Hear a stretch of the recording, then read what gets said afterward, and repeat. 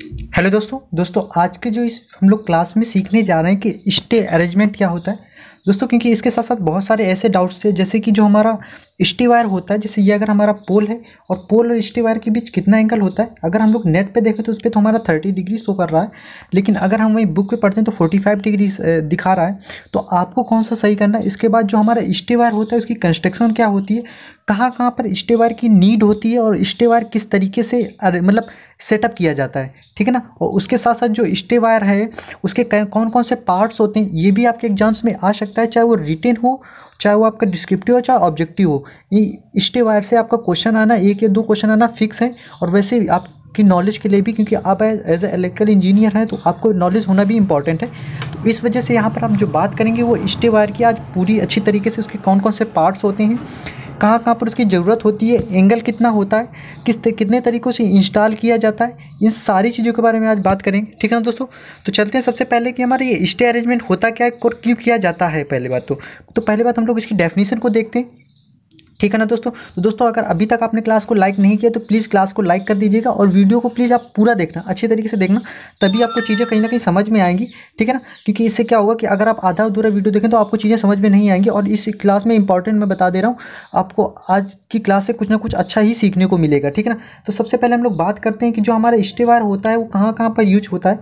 तो जैसे क्या होता है कि अगर ये हमारा एक पोल्स है और कहीं पर भी हो सकता है कि यहाँ पर, क्योंकि जैसे ये हमारी लाइन्स है और ये हमारा क्या है, पोल्स है।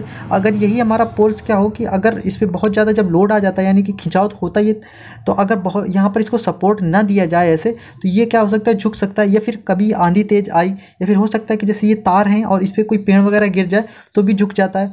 तो ये स्टे वायर इन सब से क्या प्रोटेक्शन प्रदान करता है, ठीक है ना। और क्या क्या कंडीशंस होती हैं, जैसे कभी हमारी लाइन मुड़ती है तब हमारी स्टे वायर की आवश्यकता होती है। तो यदि लाइन सपोर्ट पर पड़ने वाले विभिन्न बल संतुलित स्थिति में ना हो तो असंतुलित बलों को संतुलन प्रदान करने के लिए सपोर्ट पर स्टे की व्यवस्था की जाती है। अब ये स्टे की व्यवस्था किन किन स्थितियों पर की जाती है, ठीक है ना। तो वो दोस्तों हम लोग देखेंगे। तो पहला यहाँ पर पॉइंट, यहाँ पर इन्होंने ये लिखा है कि पहला पॉइंट क्या है कि लाइन के साथ कोण पर स्थित पुल, यानी कि हो सकता है किसी एंगल पर स्थित होते हैं पुल, अंतिम सिरे या फिर टर्मिनल पोल पर। जैसे हो सकता है जहाँ पर लाइन हमारी खत्म होती है, जैसे आपने देखा होगा जैसे ट्रांसफार्मर, जहाँ पर दो ट्रांसफार्मर एस टाइप वाला रखा होता है, दो ट्रांसफार्मर में ऐसे हमारा जब ट्रांसफार्मर रखा होता है दो पोल पर, तो वहाँ पर भी, क्योंकि वहाँ पर लगभग लाइन एंड हो जाती है, तो वहाँ पर भी हम लोग ऐसे स्टे वायर की व्यवस्था करते हैं। इसके बाद सेक्शन पोल पर, जहाँ पर सेक्शन पोल होते हैं, सेक्शन पोल का मतलब कई सारे विभाग, उसके साथ जब कई सारी लाइनें जाती हैं वहाँ पर, जब यहाँ पर लाइन के डबल पोल पर, डबल पोल वाला भी मैंने अभी बता दिया। इसके बाद ऐसे लाइन सपोर्टों पर जिनके दोनों सिरों लाइन के स्पैन में अंतर होता है। इसके बाद अगला पॉइंट है कि ऐसे लाइन सपोर्टों पर जिन पर अधिक स्ट्रेन या दबाव पड़ता है, यानी जहाँ पर बहुत अधिक स्ट्रेन या दबाव पड़ता है वहाँ पर, ऐसे लाइन सपोर्ट पर जिनसे ब्रांच, कई सारी ब्रांच निकलती है वहाँ पर, क्रॉसिंग पर, जहाँ पर क्रॉसिंग वगैरह होती है, जैसे क्या होता है कि ये जैसे ये हमारा रास्ता है और यहाँ पर ये दो पोल हैं, तो यहाँ पर भी दिया जाता है। क्योंकि क्या होता है कि कभी कभी कुछ ऐसे पता चले हवा या आंधी चले तो ये इस तरफ झुक ना जाए रास्ते की तरफ, तो उस वहाँ पर भी हम लोग स्टे वायर की व्यवस्था करते हैं। पहाड़ी इलाकों पर भी हम कहीं ना कहीं स्टे वायर की व्यवस्था करते हैं। अब ये जो स्टे वायर होता है ये एंगल कितना होता है, तो देखिए यहाँ पर दोस्तों, ये आपकी जो आपकी डिप्लोमा की ही बुक है दोस्तों, उसमें साफ साफ लिखा गया है कि आपको कौन सा, ठीक है ना, कौन सा आपको कितना एंगल होता है और कितना नहीं होता है। ये देखिए साफ साफ दोस्तों यहाँ पर लिख दिया गया है कि लाइन सपोर्ट पर, ठीक है दोस्तों, यहाँ पर सिंपल से लिखा हुआ है कि जो लाइन सपोर्ट है यहाँ पर 45 डिग्री, कितनी, 45 डिग्री होनी चाहिए। सीधे इन्होंने लिख दिया है कि कैसी होनी चाहिए, 45 डिग्री होनी चाहिए, और किसी भी दशा में 30 डिग्री से कम नहीं होना चाहिए, ठीक है ना। ये साफ साफ यहाँ पर लिख दिया गया है। और स्टे वायर जो होता है वो लाइन सपोर्ट पर स्थित लाइन के लिए स्टे क्लैंप तथा अर्थ पर स्थित करने के लिए स्टे बो, cross head, stay rod, thimble, anchor plate, ये सारे पार्ट्स होते हैं किसके, स्टे वायर के। तो यहाँ पर आपने एंगल के बारे में तो अच्छे से देख ही लिया। इसके बाद अब कौन कौन से पार्ट्स होते हैं उनके बारे में भी हम लोग अच्छे से देखेंगे कि स्टे रॉड क्या होती है, क्रॉस हेड क्या होती है। सो इसको देखने के लिए प्लीज़ दोस्तों क्लास को पूरा और अच्छी तरीके से सभी लोग देखिएगा। अगर अभी तक आपने क्लास को लाइक नहीं किया तो प्लीज़ लाइक कर दीजिए और अपने दोस्तों को ज़्यादा से ज़्यादा शेयर कर दीजिए। क्योंकि देखिए सभी, अगर आप इंटरनेट पे भी देखें तो वहाँ पर 30 डिग्री दे रहा है, लेकिन यहाँ पर सीधे यहाँ पर देखो लिख दिया गया है कि जो स्टे वायर की व्यवस्था होती है वो 45 डिग्री पर होती है, लेकिन आपका एंगल किससे, 30 से कम नहीं होना चाहिए। अब ये आपके ऊपर डिपेंड करता है कि आप नेट के ऊपर जाते हैं कि, क्योंकि लेकिन आपकी बुक में तो 45 ही दिया है। तो मैं सजेस्ट करूंगा कि आप नॉर्मल भी जब जाएंगे वैसे तो 45 ही दिखता है, लेकिन आप नेट वगैरह में जाते हैं तो वहाँ पर 30 डिग्री दे देता है। तो इस वजह से अब आपको डिसाइड करना है कि आप कौन सा सही करेंगे, लेकिन मेरी तरफ से अगर कहीं ना कहीं है तो आप 45 डिग्री ही दोस्तों सही करना, ठीक है ना।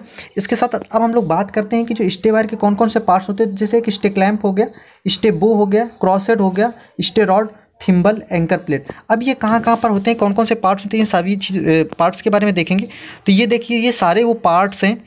इसके बाद अभी मैं फुल आपको पहले फुल दिखा देता हूँ। ये पहले देख लीजिए, ये देखिए, ये जो आप देख रहे हैं, ये डायग्राम जो देख रहे हैं आप दोस्तों, ये डायग्राम देखिए, ये हमारा फुल स्टे वायर का फुल डायग्राम, जैसा कि आप ये देख रहे हैं, ये हमारा फुल किसका, ये फुल स्टे वायर का डायग्राम। अब यहाँ पर देखिए पार्ट्स, आपको सारे पार्ट्स उनकी डायमेंशन करेक्ट तो नहीं, लेकिन कौन कौन से पार्ट्स होती हैं ये जरूर दोस्तों आपको याद रखना है। तो देखिए, ये सिंपल से यहाँ पर ऐसे क्या होगा, यहाँ पर तो ये पोल होगा और पोल से अटैच ये हमारा क्या है, पूरा ये स्टे वायर का पूरा है, ये स्टे वायर अरेंजमेंट है। अब यहाँ पर ये देखिए बहुत सारे पार्ट्स हैं इसके, इन सभी पार्ट्स के बारे में हम लोग बात करते हैं।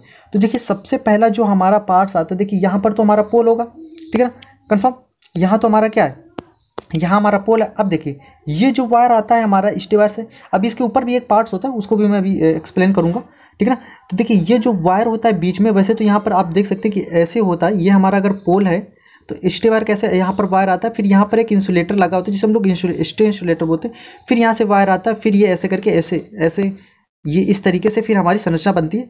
तो अभी इसके थोड़ा सा पार्ट्स ऊपर होगा, यहाँ पर एक इंसुलेटर यूज होता है जिसे हम लोग कौन सा बोलते हैं, स्टे इंसुलेटर बोलते हैं। तो यहाँ से ऑब्जेक्टिव क्वेश्चन ये फ्रेम हो सकता है कि स्टे वायर में हमारा कौन सा इंसुलेटर यूज होता है, तो वो हमारा होता है स्टे वायर में कौन सा इंसुलेटर यूज होता है, स्टे इंसुलेटर यूज होता है, ठीक है ना दोस्तों। अब इसको गे इंसुलेटर भी बोलते हैं, GUY, ठीक है ना, GUY, ये इसे गे इंसुलेटर भी बोलते हैं, स्टे इंसुलेटर को। अब यहाँ पर बात करते हैं, इसके बाद अब हमारा क्या होता है, इसके बाद ये हमारा होता है स्टे वायर। स्टे वायर के बाद अब आप देख रहे हैं कि ये जो हमारा ये रॉड टाइप की होगी, इसे हम लोग बोलते हैं थिम्बल। इसके बाद ये देखिए, ये एक धनुष के तरीके, तो इसे हम लोग बोलते हैं स्टे बो। बो का मतलब क्या होता है, धनुष, तो उसी को लिख दिया स्टे बो, ठीक है ना। इसके बाद आप यहाँ पर देख लीजिए, ये नीचे वाला पार्ट है, इसे हम लोग बोलते हैं क्रॉस हेड। क्या बोलते हैं दोस्तों, उसे बोलते हैं क्रॉस हेड। अब ये जो स्टे बो है, अब इसकी थोड़ी सी इसको जूम कर लेते हैं, और इसको जूम करने के बाद आप देखते हैं कि उसमें कौन कौन से पार्ट्स होते हैं। अब ये देखिए, ये जो हमारे पार्ट्स हैं थोड़े, ये देखिए, सबसे पहले देखिए हमारा स्टे वायर आ गया था, ठीक है ना। अब ये स्टे वायर यहाँ से आ गया, तो इसके बाद स्टे वायर के नीचे क्या थी, हमारी थिम्बल थी, और ये स्टे बो थी, जैसे कि आप देख रहे हैं। इसके बाद एक ये देखिए प्लेट, ये एक बुल्ट लगी होती है जिसे हम लोग बोलते हैं एंकर नट। क्या बोलते हैं, एंकर नट। इसके बाद जो नीचे होता है इसे हम लोग बोलते हैं क्रॉस हेड। क्या बोलते हैं, क्रॉस हेड। अब ये देखिए, मैंने बताया था ना कि इसके स्टे वायर के ऊपर ये देखो स्टे वायर है, इसके ऊपर ये देखो इंसुलेटर प्रयोग होता है जिसे हम लोग बोलते हैं स्टे इंसुलेटर, और फिर वो स्टे वायर होता है। इसके साथ साथ इसके बाद यहाँ पर आप देख सकते हैं कि एक स्टे वायर बाइंडिंग तार होता है, एक स्टे वायर होता है, और ये थिम्बल होता है। अब यहाँ पर आप देख लीजिए, ये सारा हमारा क्या है, स्टे रॉड है, स्टे रॉड है। इसके बाद ये देख लीजिए, हमारी एक क्या लगी होती है, एंकर प्लेट लगी होती है, और ये स्टे रॉड के ऊपर ये एक लगी होती है एंकर बोल्ट या एंकर नट, ठीक है ना। इसके बाद यहाँ पर कंक्रीट वगैरह भर दी जाती है, वो कितनी तक रहती है, तो वो हमारी 300 यहाँ पर mm है, ठीक है ना। इसके बाद ये 1200, इस तरीके से ये हमारा होता है। अब देखिए, ये जो हमारे स्टे, अब इसी के कई सारे और भी पार्ट्स होते हैं, इनको थोड़ा जूम करके दिखा दिया गया।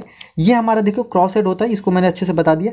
स्टे रॉड क्या होती है वो भी मैंने बताया, स्टे वायर के नीचे होती, ये जो हमारी नीचे होती है।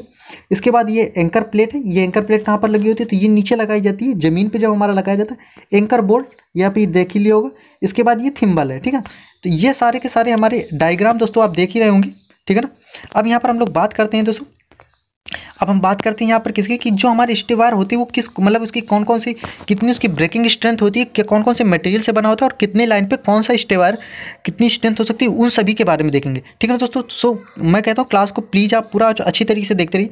अब अगर आप नोट्स बनाए तो प्रॉपर नोट्स बना लिए, अदरवाइज मैं इसकी PDF भी दे दूँगा। अगर आप शॉर्ट में नोट्स बनाना चाहें तो नोट्स भी बनाते रहिएगा। तो अब यहाँ पर हम लोग बात करते हैं कि जो LT लाइन होती है या फिर 11 kV तक की जो लाइन होती है, LT और 11 kV लाइन तक के लिए हम लोग कितना जो स्टे वायर यूज करते हैं वो कितना करते हैं, 7/100 SWG का, और जो इसकी स्ट्रेंथ होती है वो कितनी होती है, 70 किलोग्राम फोर्स पर mm²। और ये कैसा वायर होता है, तो ये हमारा GI वायर होता है, और इसका व्यास कितना होता है, 15 mm का होता है, ठीक है। हाँ, इसका व्यास, सॉरी, जो व्यास होता है, जो नीचे रॉड लगी होती है उसका व्यास हमारा कितना, 15 mm का होता है। अगर यहीं पर हमारी लाइन अगर 33 kV तक हो जाती है तो फिर हमारा जो इसका माप होती है 7/8 SWG हो जाती है, और जो इसकी स्ट्रेंथ उतनी ही रखती है, 70 kg/mm²। और जो हमारा वायर होता है वो कैसा, वो भी GI वायर का होता है, लेकिन जो हमारी स्टे रॉड होती है उसका जो डायमेंशन यानी कि उसकी जो व्यास है वो बढ़ जाता है, 20 mm में आ जाता है। अब यहाँ पर एक डायग्राम, यहाँ पर एक टेबल दी गई है कि जैसे अगर हमारी कोई लाइन कितनी झुकी है। अब यहाँ पर ये थोड़ी सी भूल मत करना है कि ये स्टे वायर का, यानी कि अगर कोई लाइन कितनी झुकी हुई है उस आधार पर हमें कितने सपोर्ट्स देने हैं, यानी कि कितने स्टे वायर लगाने हैं सपोर्ट से, उन सभी के बारे में थोड़ा सा शॉर्ट में यहाँ पर आप टेबल देख सकते हैं। जैसे कि आप यहाँ पर देख रहे हैं कि अगर हमारी कोई LT लाइन है, ठीक है ना, यहाँ पर आप देख रहे हैं अगर हमारी कैसी लाइन है, अगर LT लाइन है और 1 से 3 डिग्री तक, तो वहाँ पर आपको किसी भी स्टे वायर की आवश्यकता नहीं होती है। लेकिन अगर वहीं 3 से 10 डिग्री है तो आप 1 डिग्री एक दे सकते हैं। अगर 10 से 20 डिग्री तक आपके लाइन पे झुका हुआ है, स्टे वायर पर नहीं लाइन पे झुका हुआ है, तो वहाँ पर आपको 2 स्टे वायर की आवश्यकता पड़ेगी। 20 से 30 तक भी आपको कहीं ना कहीं 2 स्टे वायर की आवश्यकता पड़ेगी। लेकिन जैसे ही 30 से 45 झुकाव हो जाएगा और या फिर 45 से 60, यानी कि 30 से 60 तक आपको कितनी स्टे वायर की आवश्यकता पड़ेगी, तो 3 स्टे वायर की आवश्यकता पड़ेगी। यहीं पर अगर हम लोग बात करते हैं 11 kV की अगर लाइन है तो 1 से 3 डिग्री तक आपको किसी स्टे वायर की आवश्यकता नहीं पड़ेगी। लेकिन वही अगर हमारी कैसे, अगर 30 से 20, 3 डिग्री से 20 डिग्री तक अगर हमारी क्या झुकाव आ जाता है लाइन पे, तो हमें कितने स्टे वायर की आवश्यकता पड़ेगी, तो 2 स्टे वायर की आवश्यकता पड़ेगी। और अगर हमारा 20 से 45 डिग्री तक झुकाव रहता है 11 kV लाइन के लिए, तो हमें 2 स्टे वायर की आवश्यकता पड़ेगी। और 45 से 60 रहता है तो 3 स्टे वायर की आवश्यकता पड़ेगी। इसी तरीके से आप 33 kV में देख सकते हैं कि 1 से 3 डिग्री तक एक यहाँ पर आवश्यकता पड़ रही है। और उसके बाद हम लोग 3 से 10 पे एक, और 10 से हमारा कितना 30 डिग्री तक अगर है तो फिर हम लोग कितनी स्टे वायर की आवश्यकता पड़ेगी, तो वो 2 स्टे वायर की।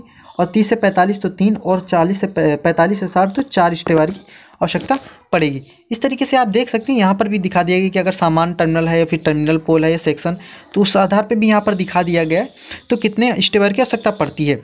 अब ये स्टे वायर देखिए, कुछ इनका ये सारा अरेंजमेंट है। अगर एक आप सिंगल स्टे वायर की देख रहे हैं कि अगर हमारा सिंगल स्टे वायर यूज हो रहा है वो कब होता है, कैसे क्या होता है, तो आप देख सकते हैं। पहले तो मैं इसको आप इतना देख लीजिए। अब मैं थोड़ी सी यहाँ पर थ्योरी आपको पढ़ के सुनाता हूँ कि कभी कभी ऐसी भी स्थिति आती है जब स्टे वायर के अंडरग्राउंड की स्थिति में भूमि उपलब्ध नहीं होती। तो ऐसी स्थिति के लिए हम लोग किस स्टे वायर की आवश्यकता की जो व्यवस्था होती है, स्टे वायर की जो व्यवस्था से हम लोग कैसी व्यवस्था बोलते हैं, उसे बोलते हैं स्टे आउटरिंग। क्या बोलते हैं, स्टे आउटरिंग की व्यवस्था होती है जहां पर हमें पर्याप्त मात्रा में भूमि उपलब्ध नहीं होती है।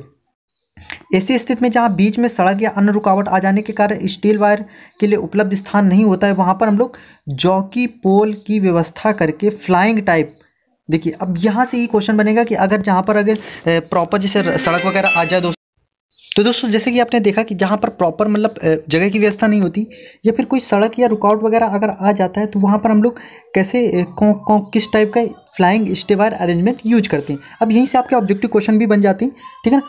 अब यहाँ पर आता है कभी कभी ऐसी भी स्थिति होती है कि स्टे वायर की लाइन के असंतुलन को संतुलित करने के लिए पर्याप्त नहीं होती, तो ऐसी व्यवस्था में हम लोग लाइन पर क्या दे देते हैं, स्ट्रट पोल की व्यवस्था की जाती है। वो कैसी होती है वो दोस्तों हम लोग देख लेते हैं। तो आप देखिए यहाँ पर, ये देखिए 2 डायग्राम है। पहले यहाँ पर स्टे वायर जो रिंग व्यवस्था होती है वो कैसी होती है, तो देखिए वैसे तो अगर यहाँ पर बहुत ज़्यादा अगर जगह होती तो प्रॉपर ऐसे स्टे वायर हमारा लगा दिया जाता, लेकिन प्रॉपर व्यवस्था न होने के कारण हम लोगों ने क्या किया कि सिंपल सा पहले तो यहाँ से लाए, इसके बाद हम लोगों ने क्या किया, एक स्टे आउटर रिंग लगा दी। ये देखिए आप, ये इसे बोलते हैं स्टे आउटर रिंग। फिर स्टे इंसुलेटर लगाया और स्ट्रेट पोल को सीधे ले जा करके हमने ऐसे स्ट्रेट लगा दिया, ठीक है ना। तो ये जो हमारी व्यवस्था होती है इसे हम लोग बोलते हैं स्टे आउटर रिंग की व्यवस्था, ठीक है ना। अब यहाँ पर दूसरी आप देख रहे होंगे, ये दूसरी हमारी कौन सी, ये हमारी फ्लाइंग टाइप है। कौन सी फ्लाइंग टाइप है, ये कहाँ पर यूज होती है दोस्तों, ये हमारी जो यूज होती है वो यूज होती है जैसे अब यहाँ पर आप देख सकते हैं कि ये हमारी सड़क है, अब ये हमारा पोल है। अब इसको सपोर्ट देना तो कैसे देंगे, तो पहले आपने यहाँ पर एक एक्स्ट्रा पोल लगाया और इस पोल को सपोर्ट देने के लिए आप एक स्टे क्लैंप लगाते हैं और एक स्टे वायर यहाँ से देते हैं, और इसके बाद टर्न बकर लगा करके इसको इसके थ्रू, इस वाले के थ्रू आपने इसको सपोर्ट दे दिया, और इस वाले को फिर क्या करना है, अब इसको भी सपोर्ट दिया। अब इसको आपने यहाँ पर इस तरफ प्रॉपर आपकी जगह है तो इस जगह आपने स्टे वायर की मतलब व्यवस्था कर दी। तो इस तरह की ये हमारी सब बोलते हैं फ्लाइंग टाइप स्टे वायर व्यवस्था। तो इस तरीके से आपने देख लिया। और यहाँ पर अगर यहाँ पर आप देख लीजिए, यहाँ पर एक देखिए पशु रक्षक भी लगाए जाते हैं। ये डबल पोल वाला है कि जहाँ डबल वायर स्टे वायर की व्यवस्था होती है, ये सिंगल वायर स्टे वायर की व्यवस्था है। तो इस तरीके से आपको कहीं ना कहीं अगर समझ में आ रहा है तो प्लीज़ थम्स अप तक कर दीजिएगा कि आपको ये सारे पॉइंट्स जो मैं बता रहा हूँ सारे के सारे समझ में आ रहा है कि नहीं यार। दोस्तों अगर अभी तक आपने चैनल को अगर न्यू है सब्सक्राइब नहीं किया तो प्लीज़ सब्सक्राइब कर लीजिए, ठीक है ना। और दोस्तों को अपने ज़्यादा से ज़्यादा शेयर कीजिए। यहाँ पर इलेक्ट्रिकल 6 सेमेस्टर के सारे सब्जेक्ट्स के जो टॉपिक हैं सभी को अच्छे से कंप्लीट करवा दिया गया। प्रॉपर MCQ वगैरह डेली क्विज़ वगैरह भी होती रहती हैं। अब यहाँ पर हम लोग बात थोड़ा सा करते हैं कि स्ट्रट पोल व्यवस्था कैसी होती है। तो देखिए यहाँ पर क्या किया, एक पोल ही लगा दिया गया, यानी कि ये इसको सीधे से यहाँ पर कोई स्टे वायर नहीं लगा करके सीधे पोल लगा दिया गया। तो इसे हम लोग बोलते हैं स्ट्रट पोल, व्यवस्था, और इसको यहाँ पर देखिए कनेक्ट कर दिया है टाई छड़ से, ठीक है ना। तो इस तरीके से आपने देखा कि ये सारा का सारा हमारा स्टे वायर का अरेंजमेंट था, किस तरीके से हमने स्टे वायर का अरेंजमेंट किया है, ठीक है ना। सो प्लीज़ अगर अभी तक आपने क्लास को लाइक नहीं किया तो प्लीज़ लाइक कर दीजिए, अपने दोस्तों को ज़्यादा से ज़्यादा शेयर कर दीजिए। अगर चैनल को सब्सक्राइब नहीं किया तो प्लीज़ सब्सक्राइब जरूर कर देना। थैंक यू दोस्तों।